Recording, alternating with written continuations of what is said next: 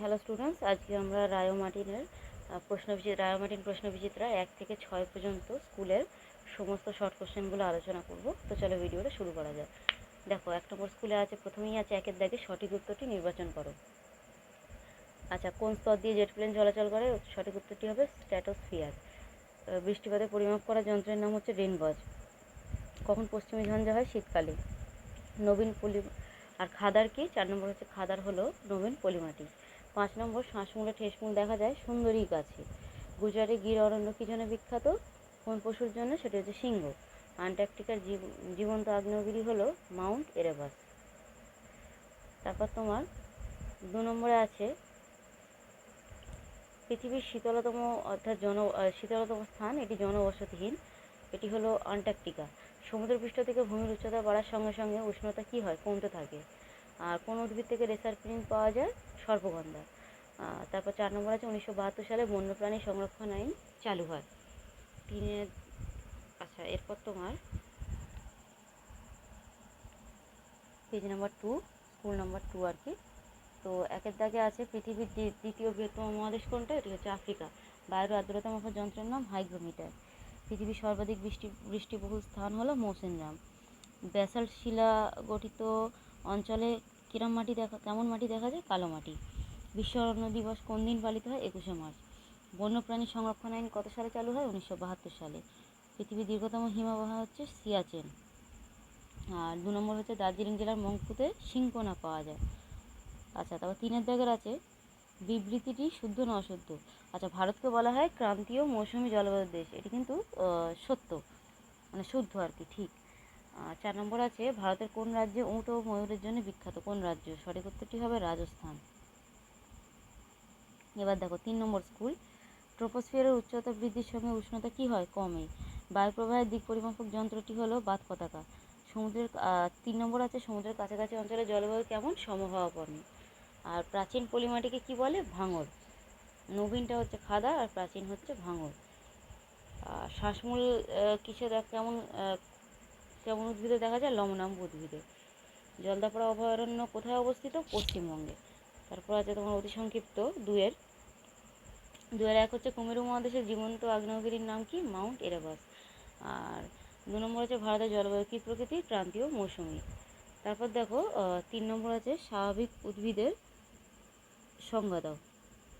দাঁড়াও, আমি এটা মুখে বলছি, তোমরা খাতায় নোট করে নিও।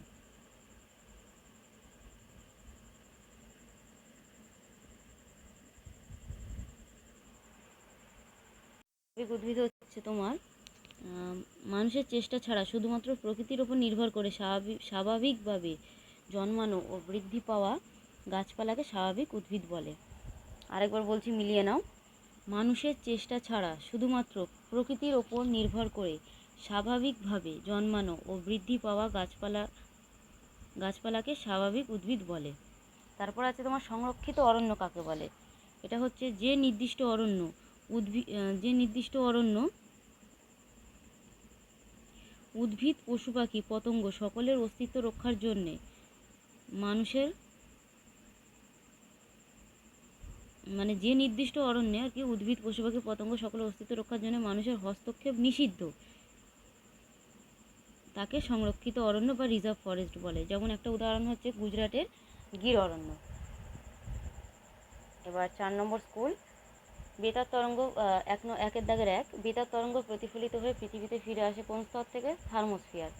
বায়ুমণ্ডল দ্বারা আগত সৌর বিকিরণ শোষণের পরিমাপ কত শতাংশ? 14%। মৌসুমী বায়ুর প্রত্যাবর্তন কাল কি? শরৎকাল। অতি অল্প বৃষ্টিপাত ও অত্যাধিক উষ্ণতাযুক্ত অঞ্চলে কি সৃষ্টি হয়? মরুমাটি। 5-এর আছে তুমি ধরো পশ্চিমবঙ্গে ডুয়ার্স অঞ্চলে বেড়াতে গেলে, তো ডুয়ার্স অঞ্চলে কোন ধরনের স্বাভাবিক উদ্ভিদ দেখতে পাবো? ক্রান্তীয় চিরসবুজ। এক শৃঙ্গ বিশিষ্ট গন্ডার দেখা যায় কোথায়? উত্তর পূর্বাঞ্চলে জলদাপাড়া অভয়ারণ্যে। 2-এর দাগের আন্টার্কটিকা মহাদেশের ল্যাম্বার্ট হিমবাহ পৃথিবীর দীর্ঘতম হিমবাহ। তাহলে পৃথিবীর দীর্ঘতম হিমবাহ কি? ল্যাম্বার্ট। এটি কোথায় অবস্থিত? আন্টার্কটিকা মহাদেশে। আচ্ছা, আঁধি কি? তাপপ্রবাহের সঙ্গে ধূলিঝড় আঁধি নামে পরিচিত। আচ্ছা, সমুদ্র উপকূলে লবণাক্ত জলভূমিতে কেমন উদ্ভিদ জন্মায়? লবণাম্বু। 4 আছে সর্দি কাশি কমানোর কাজে কি লাগে? তুলসী পাতা। এবার দেখো 5 নম্বর।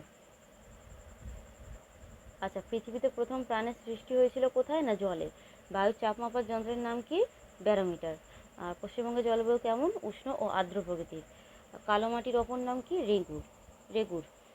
পাঁচের দাগে আছে সমুদ্র উপকূলে লবণাক্ত জলভূমিতে জন্মায় কেমন উদ্ভিদ? ম্যানগ্রোভ উদ্ভিদ। সাধারণত শীতকালে শীতল অঞ্চল থেকে যে পাখিরা উড়ে আসে তা হলো পরিযায়ী। আচ্ছা, একটি বা দুটি বাক্যে উত্তর দাও। আন্টার্কটিকা শব্দটির অর্থ কি? উত্তরের বিপরীত। আর গ্রীষ্মকালে কোন দিক থেকে মৌসুমী বায়ু প্রবাহিত হয়? দক্ষিণ পশ্চিম। তারপর আছে হিমালয়ের পার্বত্য অঞ্চলে কী ধরনের উদ্ভিদ দেখা যায়? পাইন, বার্চ প্রভৃতি উদ্ভিদ। থর মরুভূমি কোথায় অবস্থিত? রাজস্থানে। আচ্ছা, এই জলচক্রের একটি চিহ্নিত চিত্র, এটি কিন্তু ইম্পর্টেন্ট কোশ্চেন, এটা তোমরা একটু বই দেখে পড়ে নেবে।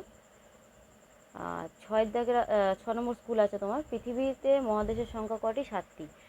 আর 2 নম্বর আছে বৃষ্টিপাতের পরিমাপ মাপা হয় কার দ্বারা? রেনগজ দ্বারা। পশ্চিমবঙ্গে গ্রীষ্মকালে বিকেলে বা সন্ধ্যার দিকে বজ্রবিদ্যুৎ সহ ঝড় বৃষ্টিকে কী বলে? তোমার কালবৈশাখী বলে।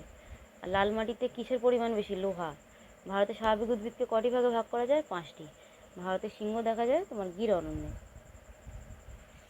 এবার দেখো, আচ্ছা 2 নম্বর আছে সূর্যরশ্মির যে অংশ পৃথিবীর বায়ুমণ্ডলকে উত্তপ্ত না করে সরাসরি মহাশূন্যে ফিরে যায় তাকে বলে অ্যালবেডো। তাহলে অ্যালবেডো কাকে বলে? সূর্যরশ্মির যে অংশ পৃথিবীর বায়ুমণ্ডলকে সরাসরি উত্তপ্ত না করে, মানে বায়ুমণ্ডলকে উত্তপ্ত না করে সরাসরি মহাশূন্যে ফিরে যায় তাকে অ্যালবেডো বলে। আচ্ছা, পৃথিবীর শীতলতম স্থান কি? ভস্টক। এটি রাশিয়ায় অবস্থিত। কোন মহাদেশকে দ্বীপ মহাদেশ বলে? অস্ট্রেলিয়া। আর 3 নম্বর আছে কোন ভেষজ উদ্ভিদ অ্যান্টিবায়োটিকের কাজ করে? এটি হচ্ছে তোমার কালমেঘ। আচ্ছা, এবার দেখো খাদার ও ভাঙর কি বলছি, তোমরা লিখে নাও। খাদার হচ্ছে নদী তীরবর্তী অঞ্চলের নবীন পলিমাটিকে খাদার বলে। আর ভাঙর হচ্ছে, আরেকবার বলছি, খাদার কাকে বলে? নদী তীরবর্তী অঞ্চলের নবীন পলিমাটিকে খাদার বলে।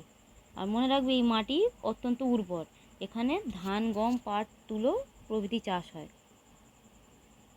আর এই তোমার খাদার মাটি হচ্ছে কিন্তু ধূসর রঙের, আর এই মাটির জল ধারণ ক্ষমতা বেশি। আর ভাঙর হচ্ছে তোমার নদী অববাহিকার উঁচু অংশের প্রাচীন পলিমাটিকে ভাঙর বলে।